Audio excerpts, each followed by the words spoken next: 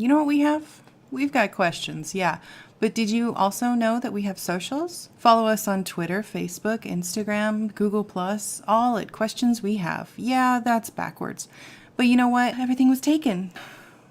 Oh, what was that, eager listeners? You also have disposable income you'd like to share? Guess what? We'll gladly take that off your hands with our Patreon at We Have Questions. Suggestions can be emailed directly to us at questionswehave@gmail.com. Your questions might be featured on the very next episode. Alicia, I have a big question for you. What's up? Where did Major League Butt Kicking go? Did it go the same place as Sexy? I guess, because somebody had to bring it back. You know what? Thank God for Justin Timberlake for bringing Sexy back. I was talking about Major League Butt Kicking because dudes and dudettes, Major League Butt Kicking is back in town. Guys, we did Teenage Mutant Ninja Turtles this week. Yeah. This is like one of our favorite movies. Lewis quotes it all the time. Anyway, I'm Alicia, by the way. I'm Lewis. Why did we do this movie? Because pizza. Yeah, pizza, obviously. So yeah. Did y'all make friends, hang out, have pizza? God. Please tell us all about how you had a friend date. Tell us. Alright, so yeah, for pizza for one, and the second one was Casey Jones, because he's coming out in the new one, the new version. But at least he's being played by someone good, Stephen Amell, so. Yeah, and he's obviously somebody that's really into the whole comic book thing. He's really, I think he's actually a nerd, so I'm kind of okay with it. I'm okay with it too. I mean, he plays Arrow. Yeah, and he's pretty good at it. I mean, I don't really like the show very much. Just sort of weird daytime TV kind of attitude that it has to it, and I don't really like it, but... I mean, some parts, yeah. Some parts get that way, so. Like the tummy-bearing midriff thing that What's-Her-Face was going through. Was that you that was telling me about that? Or was it Lance? I think it was Lance. Freaking... his sister like goes off and tries to be a ninja or whatever, and she just comes back and her outfit choices are suddenly, here's my midriff, look at my belly, guys, I'm sexy now.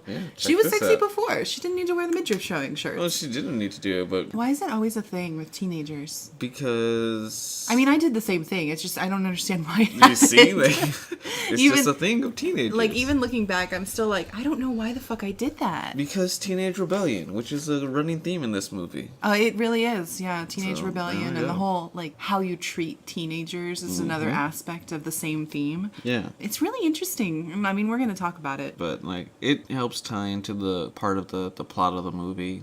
I'm not sure how much the plot is. I mean, some of the subplots for sure it ties into, like the Danny subplot. Yeah, it's very much like how you treat a teenager, and that's how he gets away with everything that he's doing. Yeah, so. You know, because like he's going around, like at the beginning of the movie, we get this whole narration thing set up, you know, and you have the voiceover from April O'Neil, who's played by Judith Hoag. Guys, did you know that New York City has crime? Did you know that?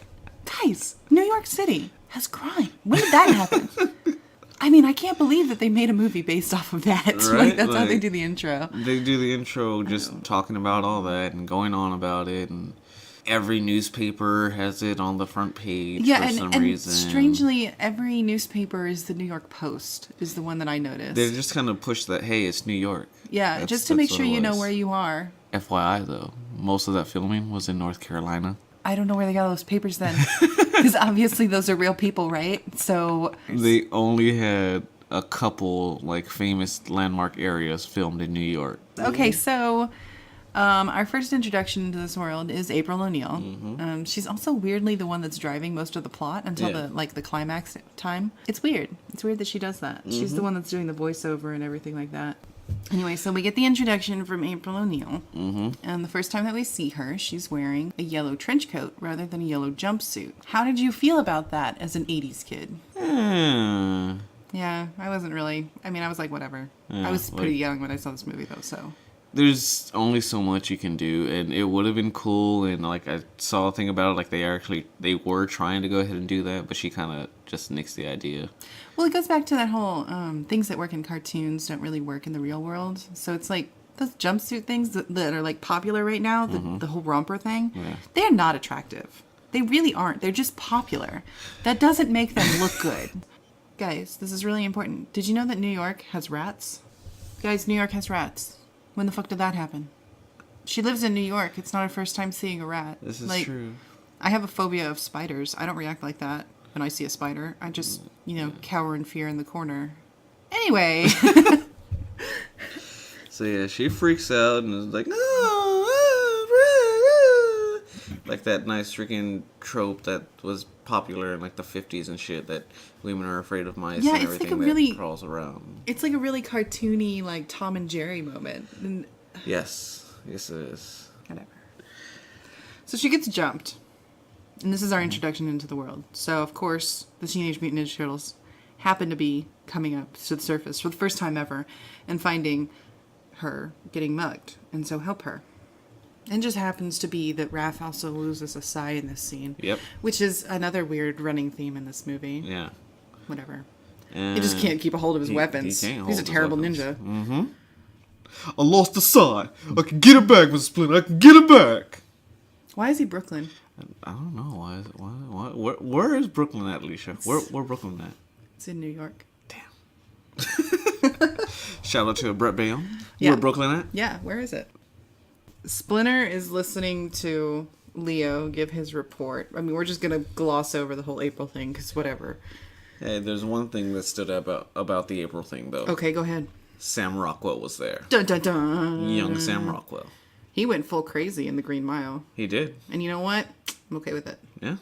You know, he did an excellent job of it, too. Yeah, he really did. He's a pretty good actor.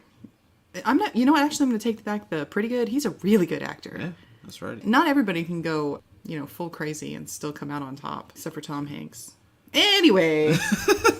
So, Leo starts giving his report to Splinter. Mm-hmm. And he says all this stuff. But Splinter says, you have to make sure that you don't reveal too much of yourself, even to people who would be your ally. Remember that line, because at the first opportunity, he's going to just go right back on it and say, fuck what I said, I'm just going to do what I want. This is like such a... Okay, so it plays into the teenager thing that we're going to be talking about, right? I think. Where the person in authority says one thing and then immediately does the opposite. So like that whole, your parents don't know what they're talking about. They said this and then they did the same thing that they told you not to do, right? And I think that that's what they're trying to go for. But okay, so Mikey's in the background, hilariously ordering a pizza. Yep. He wants a large thin crust. Mm-hmm. No anchovies. No. No anchovies. I mean no anchovies. If you put anchovies on that thing, you are dead, sir. Awesome. But I have kind of a little question here. Yeah? Where did they get the money for that? I don't know. I honestly, I don't know. Like, maybe somebody lost money while they were, like, doing laundry or something got thrown out accidentally. Like, I don't get it. Like, how the hell do they have money? Because, like, okay, so in the very next scene, Raph is going to the movie theater. Again, Yes. How does he have money for this? But secondary question is, every person that sees him gives him a weird look. Mm-hmm. So it's obvious that even though he's in a trench coat and a hat and he's supposed to be in disguise, it's not a good disguise. no. So it's not like they can work. No. How the hell do they have that money? Look. How do they pay their electric bill? Ninja lessons. Did Splinter write a book and he's making money off of it? You know, it could He's be. making royalties and shit? He could be.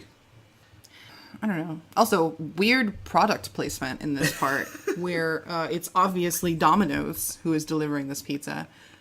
But didn't you say something about Pizza Hut making money off of this? Yeah, Pizza Hut, like, somehow, some way, Pizza Hut fucking snagged a deal and shit with the Turtles. And they started, like, making fucking money off the movies. And then when they started doing, like, the live-action TV show and later on in the 90s, Yeah. Pizza Hut was, like, sponsoring that. Like, that was all Oh them. my god. I didn't know that Pizza Hut was part of the Umbrella Corporation. Yeah. They just own the word pizza, They maybe? They trademarked something. Something. I don't know what the hell it was. Alright, so... They trademarked Hut. That's what it was. Hey, Raph, where you going? Out to a movie. That okay with you? God, he's so Brooklyn. Yeah. So Brooklyn. Okay, but you remember last week when I was like, hey guys, watch out for that, Critters reference. Mm-hmm. It's in this scene, guys. Yeah. Did you see it? Yeah. He went and saw Critters, which is a terrible movie, which we're totally going to watch one of these days. Where do they come up with this stuff? Oh my god, it's such a bad movie. But you know what? When I was little, I saw this movie when I was like 6 or something. Maybe 7, somewhere around that ballpark. Mm-hmm. I thought the Critters dudes were so cute. I watched that movie a million times because they were just so adorable to me. And I think that probably says a lot about my character. I thought these horrible little critters were good.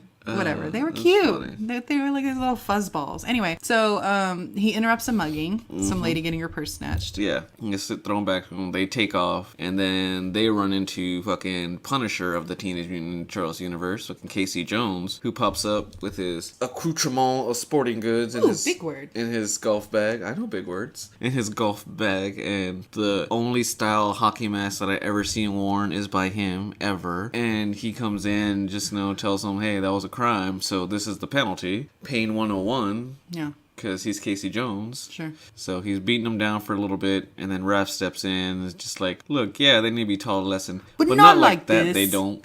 Not from you. Oh my god, he goes so Brooklyn. Every time I hear his voice, I'm just like, why are you so Brooklyn? Anyway. And so Casey and Raph fight it out. He knocks away the hockey stick. Casey swings a bat at him. He catches it. A Jose Canseco bat. Tell me you didn't pay money for this. Got a 2-for-1 sale. There you go. Yeah, so he does that. Finishes off with a cricket bat. Cricket? You gotta understand what a crumpet is before you can understand cricket. I think I messed up the line. Yeah, but that's pretty much what it was. And so Raph gets knocked backwards, and when he lands in the trash can, bonus thing, the stunt guy that was in the suit at that time, the animatronics in the helmet crushed and broke his nose. What? So they had to replace the stunt guy for that. But you see him later on in the movie as one of the Foot members, fucking having his little nunchuck off with Michelangelo. That's the same dude? That's the same dude. That's cool. So Raph takes after off at Casey Jones, flips over a taxi. We see the cab driver just like, wondering what the hell happened too, and the passenger in there. Bonus thing also, the passenger in the cab was the guy that did the body and voice work for Raphael. Didn't you say that same dude was like claustrophobic or something? Yes, he has claustrophobia, so every time he finished doing a scene with Raph, like he had to take off the helmet real quick. Dude, respect to that dude. Mm-hmm. Like, even if I was getting paid $1 million, I could not work with spiders because it's just not a thing I could do. No? But that guy's, he's obviously braver than I am to be able to confront his phobia. I get it, but oh my god, much respect to that dude. Though. So yeah, freaking, he did that, and the passenger, Raphael's just like, oh, what the hell was that? And the driver's just like, looked like some of a big toidle in a trench coat. Big toidle. You're going to LaGuardia, right? Like, oh my god, so New York. Did they get a real New York cabbie to do that? Because Maybe. I really hope that they did. Freaking Casey disappears, and Raph is just, damn! Raph does a lot of screaming in this movie. He does a lot of screaming of the word damn. Yeah, he does. He does it like 4 or 5 times. So the Casey Jones thing is kind of interesting because it seems like he's the over-masculinized part of growing up. Yes. Like yes, that I gotta prove I'm a guy kind of thing. I'm a man's man. It's kind of interesting. Like, back then, it was like, wearing the ripped clothes and everything like that. Because fucking Casey is like stereotype. Like, he pretty much started the grunge fashion. Because his shirt and vest combo that he has, both torn off sleeves to show off his arms that aren't fully defined. His fucking short pants, fucking like jeans, whatever, like ripped around everywhere and like ripped into shorts. And he's wearing sneakers. It's like... all he needed was like the flannel fucking shirt just tied around the waist, and there we go. Kids, we're sorry for the 90s. Look, and I'm really sorry that it's making a comeback because it shouldn't. I'm not sorry for all the 90s. I'm just sorry for that because we had Teenage Mutant Ninja Turtles. No, you know what it is? It gave birth to Creed. Okay.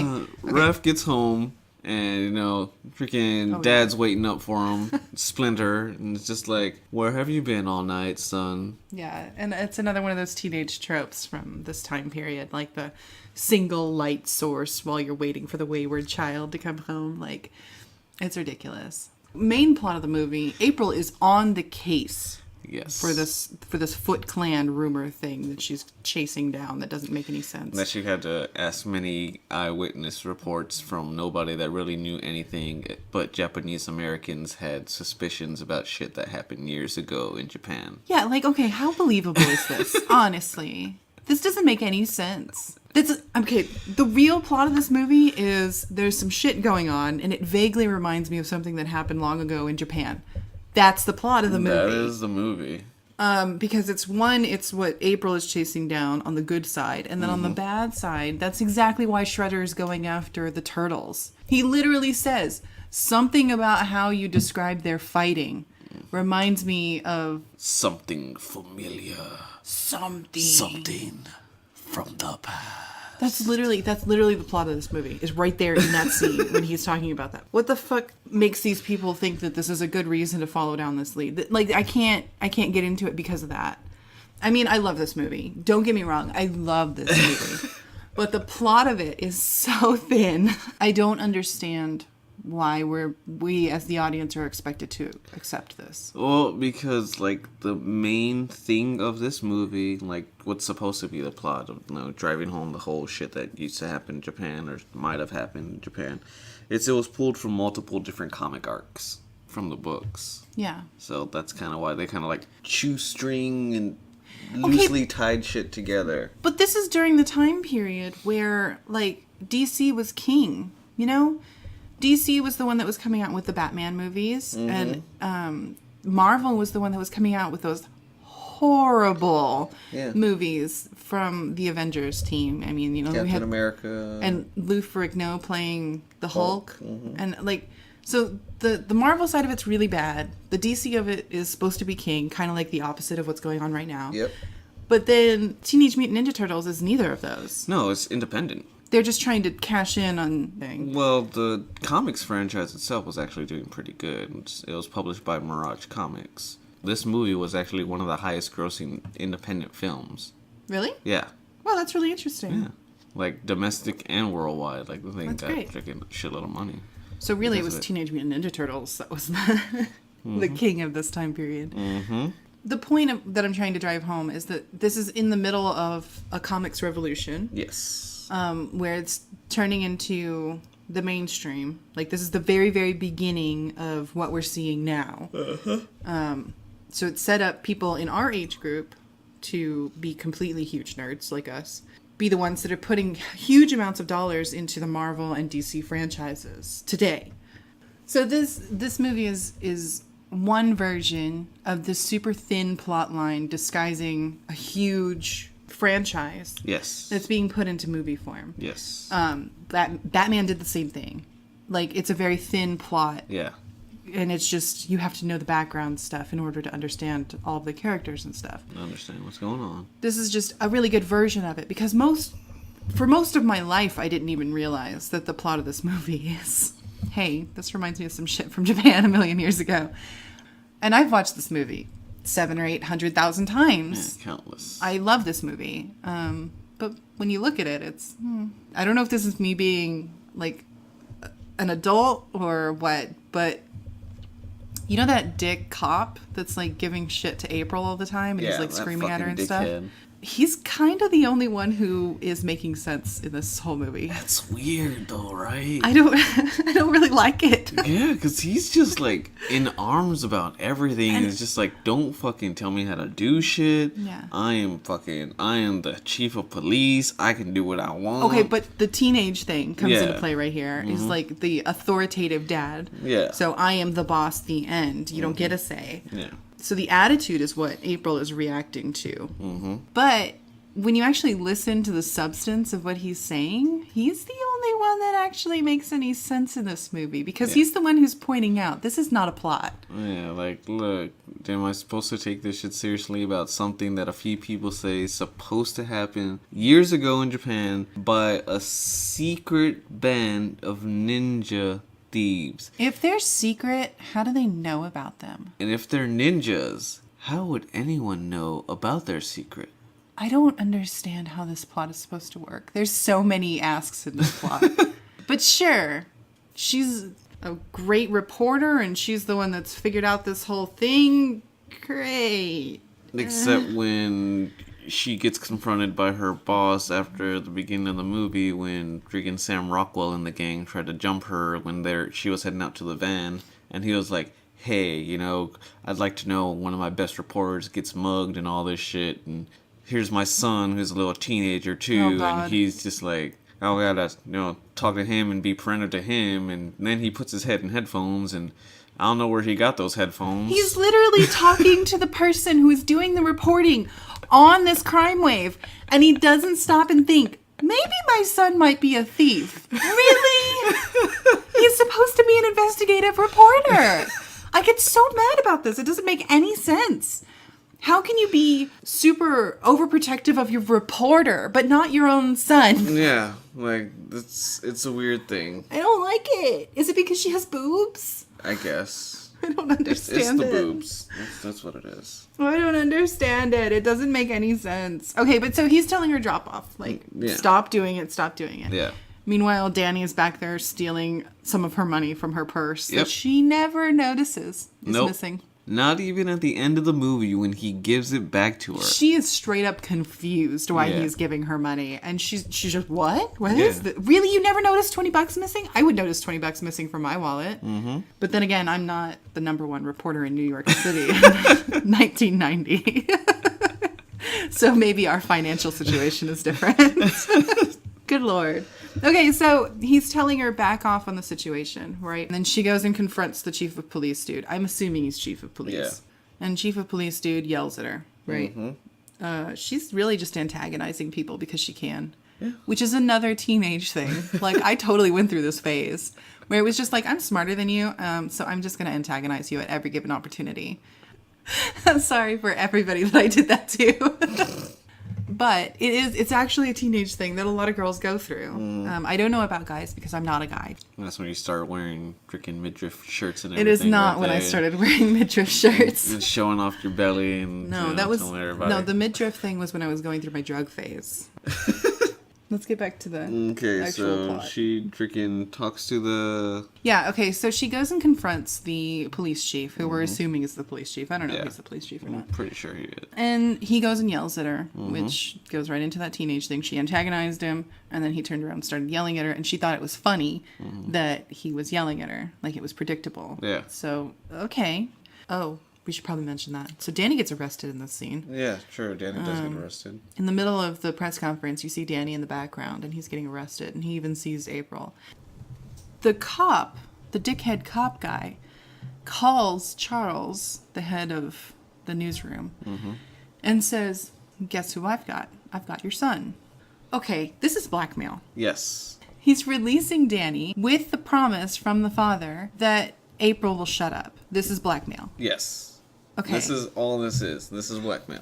Now, with him trying to go ahead and get April off his case because he either doesn't want to do his job or he's just not good at doing his job. And either way, I don't care his freaking motivation for this. But if we wanted to make him seem like, give him a better reason why he wanted to blackmail freaking, April's boss, Charles, to keep her off his back, to have him have some kind of connection to the Foot Clan.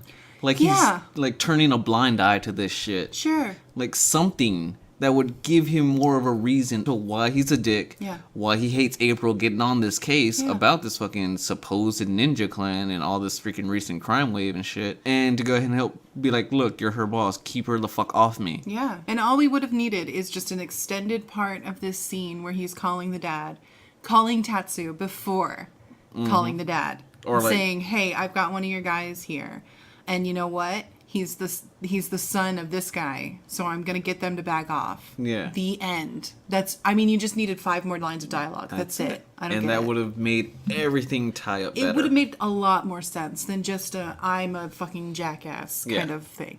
But like I said, this is a teenage movie, right? So Yes. they're going for the authoritative part of him and not for any real huge conspiracy thing that this could have been. A Foot Clan that's slowly taking over New York City. I don't know. Maybe we're being too picky. Maybe, but, It just seems like that would have made the movie a little bit neater. yeah, a little more cohesive. Yeah, so then you don't have to be left with all these questions of why the fuck is this guy being such a jerk to her? Yeah. That's mainly my question. Yeah, Like, it's why is the police officer dude being such a jerk to April O'Neil? I don't understand it. It's just like, I gotta be a dick because I'm wearing this fucking badge. I don't understand it. She leaves, freaking heads towards the subway for some reason instead of her van, which is right there at the steps of the building. Yeah.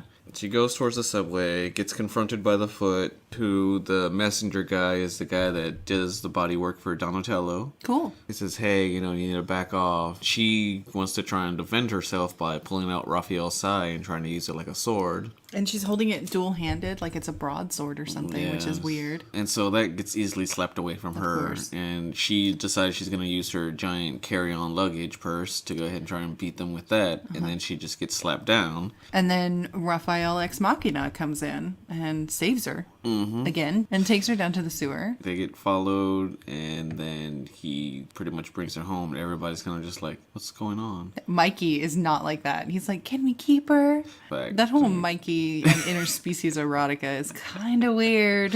But no, Leo first just asked him if he's crazy a little bit. He's like, yeah, I'm crazy, okay? A loony, okay? You do that but voice why? like way too well. It's Why? insanity. Why? I don't know. Because I wanted to redecorate. A couple of throw pillows, a TV news reporter. What do you think? I love that line though. Sarcasm is great. Okay, so I can't do anything in this scene except put my head in my hands and be like, what the fuck were the writers thinking in this? They were thinking somebody needs to tell the backstory. Remember how I told you to remember this line that Splinter has that shouldn't reveal yourself even to someone who might be your ally? So the first time that he meets somebody from the outside world, Splinter immediately tells her their backstory. Even though she apparently just wants to dream of Harrison Ford. Yeah.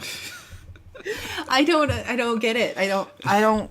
What the fuck? What the fuck is that? I don't know. Why did he do that? It's such an irritating thing to me. Like if they had just dropped that line, even to someone who might be your ally, if they had just dropped that line, then it would have been okay, and I wouldn't say anything. Yeah. But it's because of even to somebody who might be your ally. April O'Neil is obviously their ally. Yeah. Their alloy. Their alloy, yeah. Their ally. And he's immediately turning around and giving her all of the information that could harm them, really. So she gets escorted back to her place. I mean, we'll just drop the rest of that because the story is its own bag of crazy. Like, we're not even going to go into that. That's not how mutation works, number one.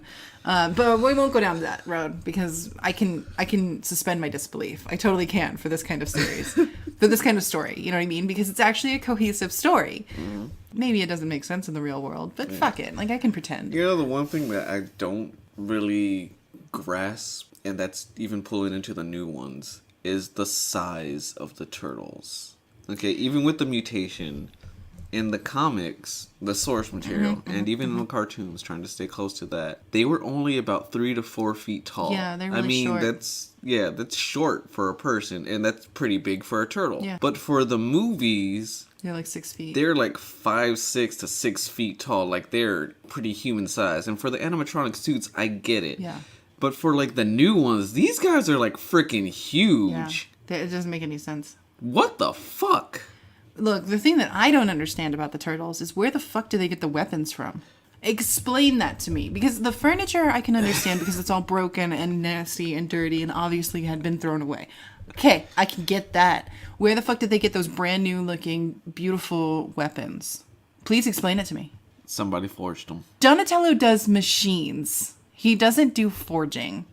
How do you know he doesn't do any blacksmithing? He doesn't do blacksmithing, okay? How do you know? Because it's in the song. No, wait, I got it. I know who gave him to him. Usagi Yojimbo. I have no idea who that is. The samurai rabbit that was part of the cartoon, and he has his own comic series. I do not remember Usagi Yojimbo. I do not remember that. Also, when you said it just now, it sounded like an insult. Like, you Saggio, whatever the last word is that I already forgot. Yeah, that's how you said it. That was great.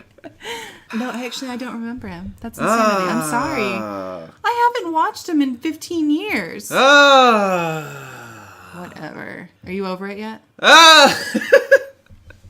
Okay, so the weapons doesn't make any sense. Look, I'm thinking the weapons are probably stuffed away somewhere when freaking Splinter came to America with his master, Amato Yoshi. Okay, So- I can accept that.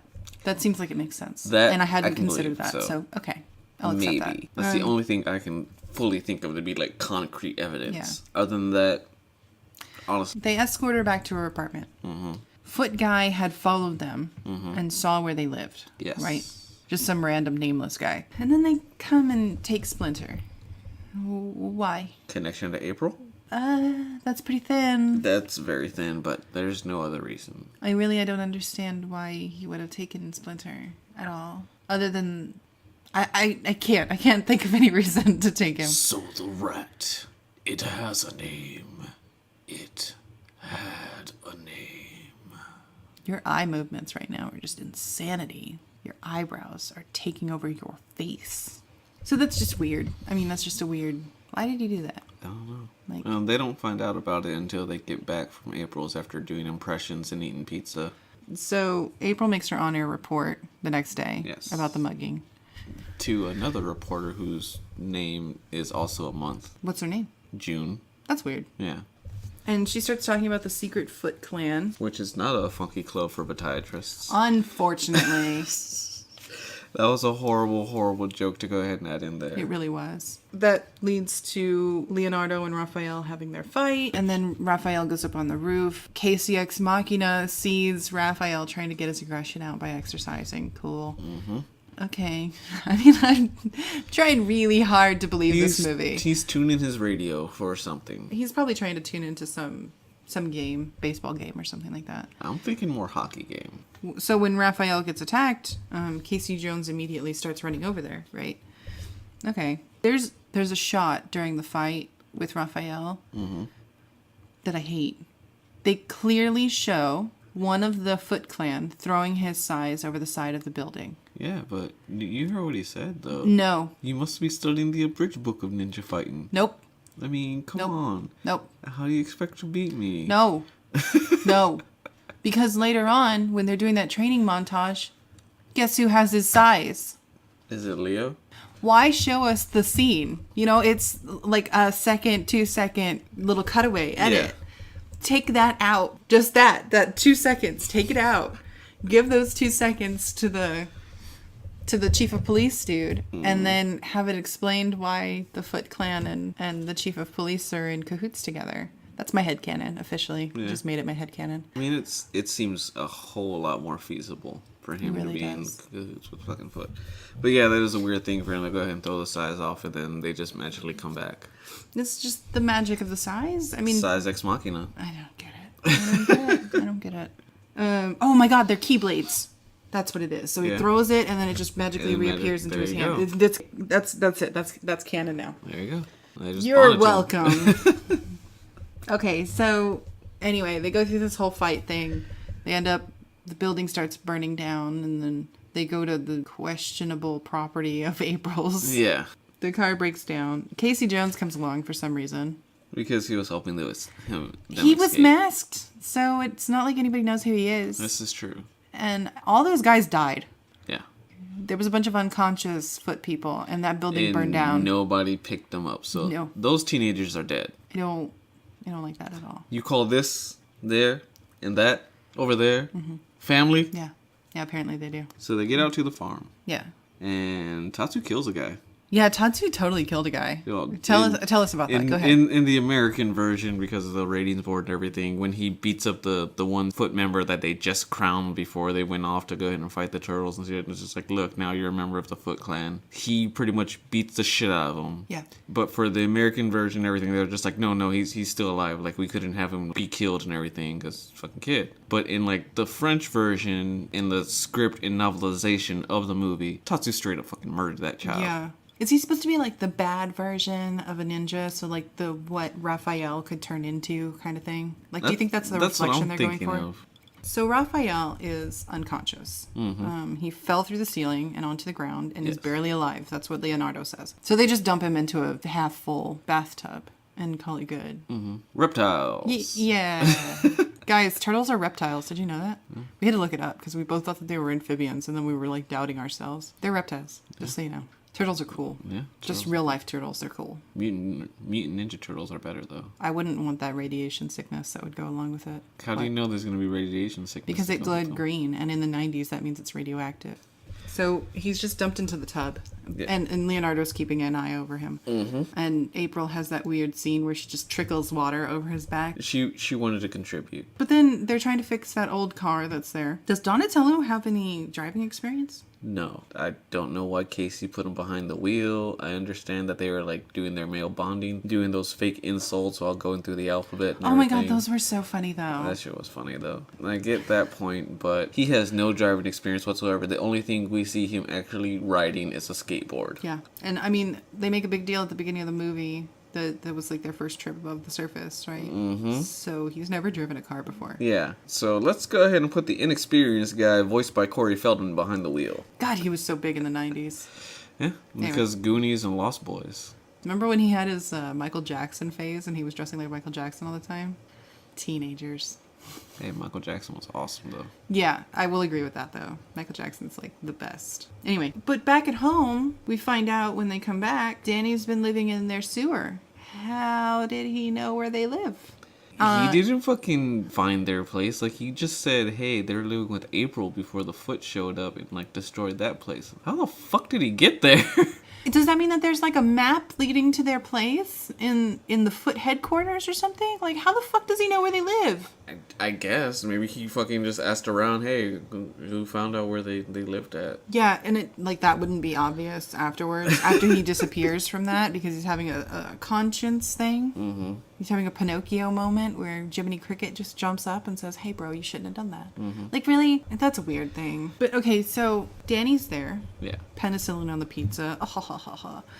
Nobody knows that he told on them, so they reaccept him. He takes that picture from April, which is a great picture. Whoever drew that, it's wonderful work. And then he goes back to the Foot headquarters because he woke up from a dream. Not sure why he did that. So, yeah, so Casey's sleeping in the truck and everything because he didn't want to be downstairs and the rest of them in the sewer lair because apparently he has claustrophobia. And him and Donatello were, like, bantering about that. And funny thing, though, Raphael just popped up in that scene, too, so...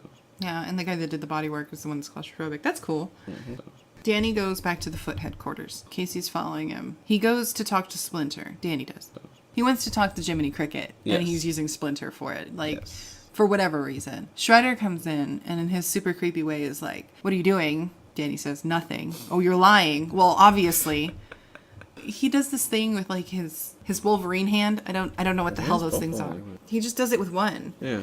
And he's like using it like it's a metal detector or something on Danny and finds the picture by grabbing his booty butt. I don't know why he did that. He just wanted to grab young ginger boy booty butt. I guess. That's what it was. You know, for the longest time, I thought he was Seth Green. He kind of looks like him. He kind of looks like him. And I just, this last time when we watched it, I was like, that is not Seth Green. What the hell was I thinking? I don't know why I thought it was him. I really don't. It's the eyes. Maybe. Splinter's obviously been tortured, and he's been hanging from this thing, probably without food for a really long time. So he's weak and he's very badly injured. And then the climax of the movie starts happening, which we're just going to kind of gloss over because it's an action scene. Splinter's been injured and he's walking with the aid of Casey Jones and Danny. And then suddenly, when they stop looking at him, is able to climb the building and comes up there to be the ultimate finishing move. Really? Yeah, because, rivals and masters and such. Oh my they're God. good like that. Consistency is all I want. Either he's injured or he's not. I don't understand why we have to do both. Maybe he was just being a monk and conserving his energy. That I'm unhappy with that answer. You might be right, but I am unhappy about it. Okay. So you had a problem with the Splinter thing as well. Yeah, because, Splinter's there and he's he just finished telling Danny his Shredder's backstory and all that. And so he confronts Shredder. Wait, I forgot to mention this. So he's like, Splinter also tells Danny a bunch of backstory stuff. Really, Splinter? Twice in this damn movie you can't keep your fucking trap shut? Jesus. So Splinter confronts the Shredder and he's just like, yes, I was there when you were in the home and assassinated my master, Hamato Yoshi. Mm-hmm. I am the one that scratched your face, little Kusaki. And so fucking Shredder pulls off the fucking mask and everything and shows the scars that he still has for some reason. Sure. You have scars from 20 years ago. No, that's well, okay, whatever. Okay. I still think it's weird, but whatever. Movie shit. We'll go on with it. So, fucking Shredder is all fucking pissed and everything. Just straight up rage. And he's just like, now I'm gonna fucking finish off what I started with your ear. And fucking runs at him with this fucking spear, screaming the whole way through. Not very stealthy or ninja-like. Not at all. And so, freaking Splinter grabbed one of Michelangelo's chucks that hung on the ladder when they were throwing their weapons over the side, snags fucking Shredder, flips him over the side while holding him still by just the power of a nunchuck. Mm-hmm.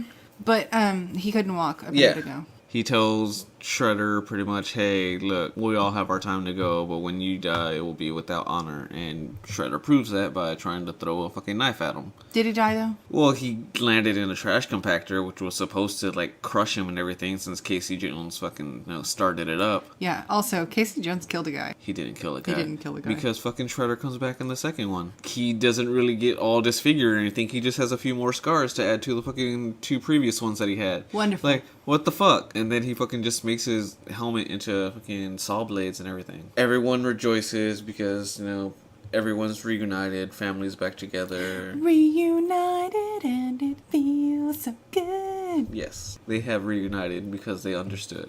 The cops show up. Now, and fucking dickhead cop is just like, hey, I want answers from everybody now. Now he actually wants to know what's going on because there's fucking teenage kids dressed as ninjas strewn about the street and everything like that. All unconscious, whatever. Yeah. The only person that actually has any damage from the turtles is the Shredder, and that's just a small slice on his arm from Leo's katanas. What the fuck are the reasons for his fucking swords then? I don't know. Not to kill people, apparently. And so, everybody go ahead and does that. Everybody's happy.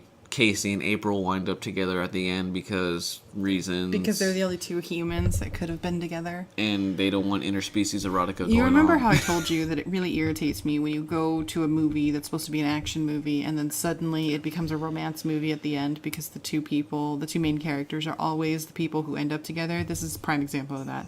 They had no interest in one another. Nope. It was really obvious that they had no interest in one another. And then now they're going to be into it? Yes. Because it's the end of the movie and That's women exactly can't it. be single or what? I guess. I mean, in the second one, she's kind of like, whatever. She's by herself. Yeah. But it's a completely different actress, too, so. Alicia, Splinter comes up with fucking catchphrase for everybody. Yeah, I know. Cowabunga. I have always liked cowabunga. This is the best. I don't know who did the voice for Splinter, but his delivery of that line is great. Would you like to know who did the voice for Splinter? Who did the voice, Lewis? Kevin Clash did the voice for Splinter. Who's Kevin Nash? Kevin Clash. Oh, sorry. Kevin Nash is a wrestler. Ex-wrestler now. Okay. And he did the body work of Super Shredder in Teenage Mutant Ninja Turtles 2. Did he really? Yes. That's awesome. He was also the Russian in the Punisher movie with Tom Jane. That horribly bleached blonde dude? Yes, that was Kevin Nash. Ew. So who's Kevin Clash then? Kevin Clash did the voice of Splinter. Oh. And he was also the voice and puppeteer of Elmo on Sesame Street. Well, he was. He's not anymore. No, now it's not a different anymore. dude. Yeah. We won't go into why that is. Look it up. Look it up, kids. Yeah, find out. We know way too much about Elmo. There are dark things that happen on Sesame Street. Oh my god, do you remember that Sesame Street little short animation that was like in the beginning of the internet? Oh my god. Did you just call me Kramit? So, April, Casey get together. Fun fact, too, about April. Freaking, she was co-starring with Robin Williams in Cadillac Man, which was happening the same time that production for this was happening. And so, him being a huge fan of the Turtles franchise and a giant comic book collector. God, I love Robin Williams for that. He went ahead and gave her so much insight and information regarding her character by lending her books. That's why she did so well. She did great in this movie. It was amazing. I was happy when I heard that. I was like, that's fucking awesome. That's really cute. The late great Robin Williams, unfortunately. Unfortunately, Poor guy. he will be missed, sir. He Yeah. will be missed. But his daughter is named Zelda, Yes. which is awesome. Based off the video game franchise. Yeah, I know. I know things. I know you do. I was just waiting for you to fill that in. What's your favorite line from this movie? The movie. Can't say all of them. Look, all of them are freaking great. Don't fucking try and make me narrow down on this shit. This movie, a little bit on the second one, but this movie in particular has so many great fucking one-liners. Yeah, I know. As you said at the beginning, I can quote it for days. Yeah. And I fucking will. He literally does. And I will do it forever. He quotes the whole movie as we watch it. Don't fucking... And... The whole whole damn movie. He even makes the noises when people are fighting. Look. It's adorable. Look. What? A fellow chucker, eh? What was mine?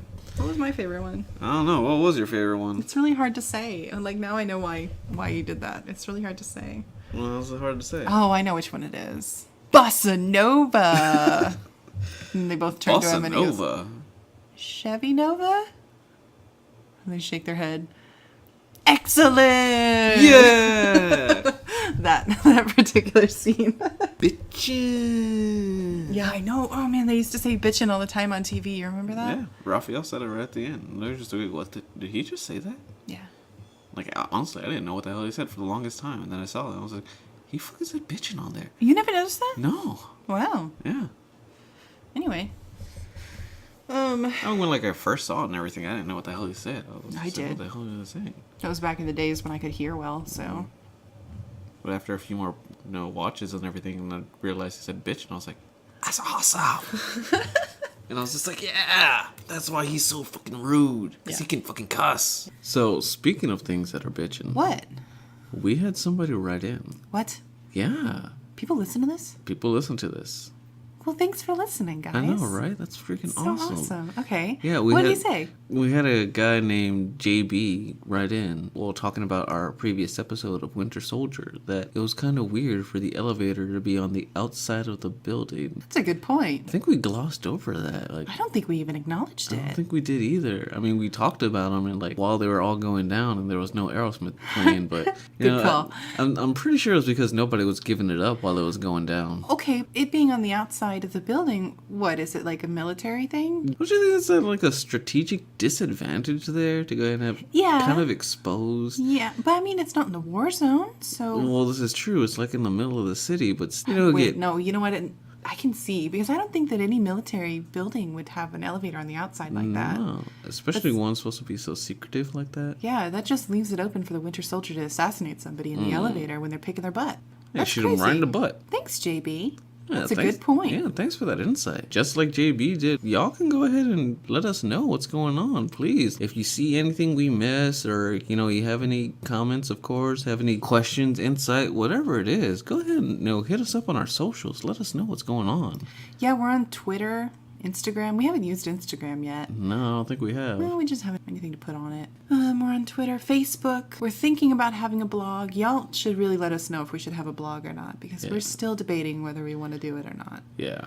And if we do have a blog, we'll probably end up doing supplemental stuff, like, because we're focusing on the nerd culture, so which comic books this is based off of, weird tie-ins that, don't make any sense unless you know stuff from the comic books or whatever it's from. Maybe even some extra trivia. Who Yeah, knows? absolutely. We're going to be working with our Twitter more often than anything else, but you can also email us at questionswehave@gmail.com. That's in the description of this podcast if you need it. So go ahead and let us know what you think, or if you have any additional information or things that you noticed or you have questions about. We want to hear it.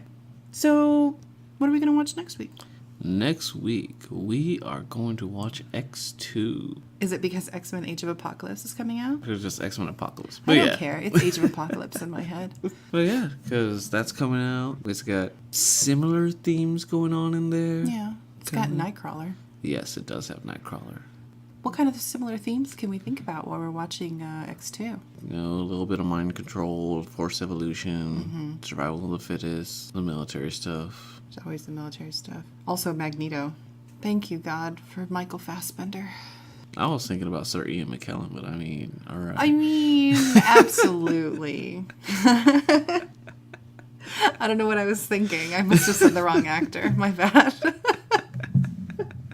All right, we got to wrap this up. How do you want to sign off? Cowabunga?